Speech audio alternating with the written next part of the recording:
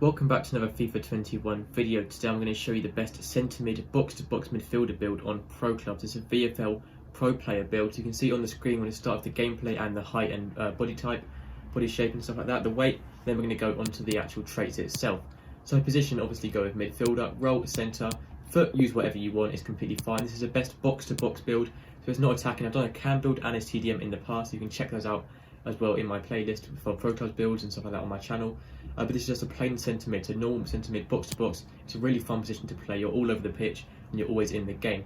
So midfielder, centre, right or left foot is up to you. Now onto the body. So height, you want 5'11". It's sort of the in between height. You can see we're almost exactly on the cross, sort of the middle line in between. Sort of in the middle of the screen, you can see that line there. We're almost exactly in the middle. So it's sort of the perfect height to be. 5'11" is the sweet spot, and 169 pounds. So not too heavy. If you go too heavy, you're going to be really clunky. You don't want to be clunky, especially on FIFA. 169 pounds, sort of down to about 150 is the perfect sort of weight to go with. Personally, I think 5'11" and 169 pounds is the best. I've tried it out, works really well, and this is what all the pro players use. So now we're going to get onto the traits. Now I'm going to show you what you need to upgrade on physical, defending, every single trait there is. So we're going to start with centre mid. Here we go, traits. So with the skill points, what you should be upgrading. So I know to sort of collect all my skill points back. This is for a different build, but there we go. I've got 15 skill points by default, 80 rated. So physical, starting with physical. So jumping, stamina, strength, reactions, and aggression. The ones you need to be focusing on is stamina, by far the most important ones. So you do want to be getting this second win down here, costs 3 skill points, but it's very, very important. It's the most important one on this physical page. Increases energy at the end of the match. You need so much energy, especially for the centre mid position. If you're playing on the wing, so left wing, or also fullback. So if you're playing fullback or on the wing or centre mid, you need so much energy on FIFA. It's unreal how much energy you need and how useful it is having more stamina and energy. So I do recommend getting the second wind as the most important one. It just helps the energy at the end of the match. You can see stamina goes to 84 once we get that, because it covers all of these as well. So you do want to be getting the second wind. Don't get this one, so it does increase stamina, but your strength does go down slightly, but it is better than reducing stamina. So do not get this one. This is the one you do not want to get. Don't get strength advanced focus. It gets your strength up by 3, but the last thing you want to do is get your stamina down. It's so important, especially over strength on this. You don't want that. Solid player can be very good, but it's quite expensive for now, so don't focus on it too much. Jumping focus, jumping and strength. If you feel like jumping and strength is going to be important for you, then you can go for it, but it's not a priority. Just the priority is getting this second wind, and all the ones down to these I would recommend going with straight from the start.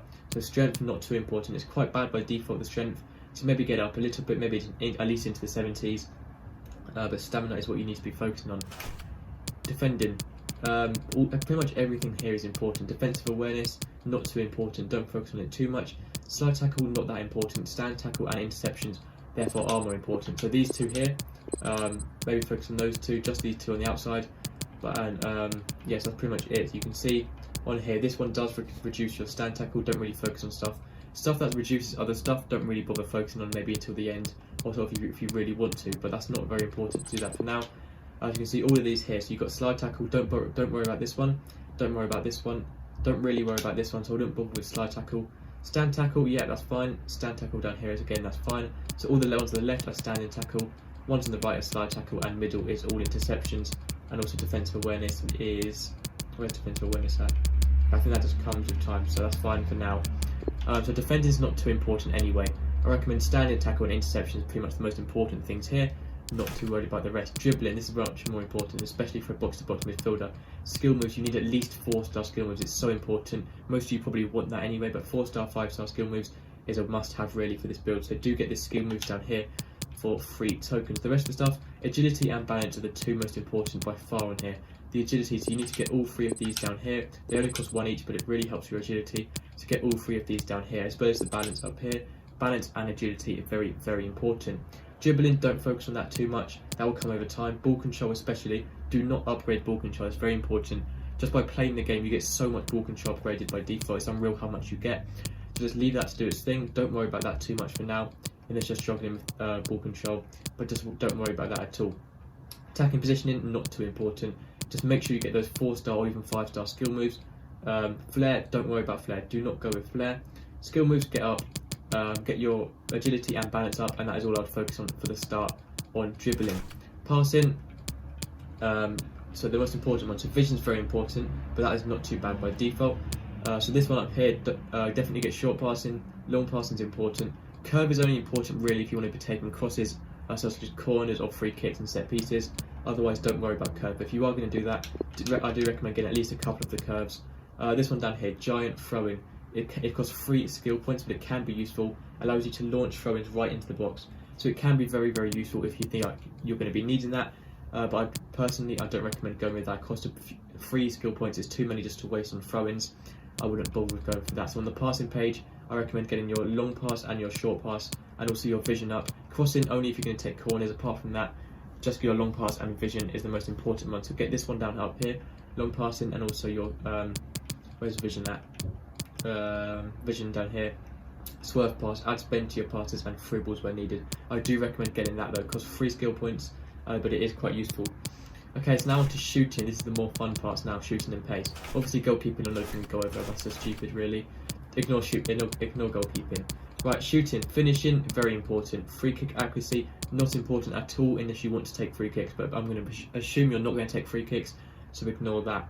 Heading accuracy, not important. Shot power, fairly important. Long shots, not important. Volleys, fairly important, but not really. And penalty is the most important one. Do not focus on penalties. So many people just want to upgrade their penalties, get 99 rated penalties and score every penalty. Don't bother, it's just a waste of time. Even with bad penalties, 76 isn't too bad. It's pretty much just more luck with skill and penalties. Just hit it where the goalkeeper's not going to dive and you're going to score no matter what penalties you have really.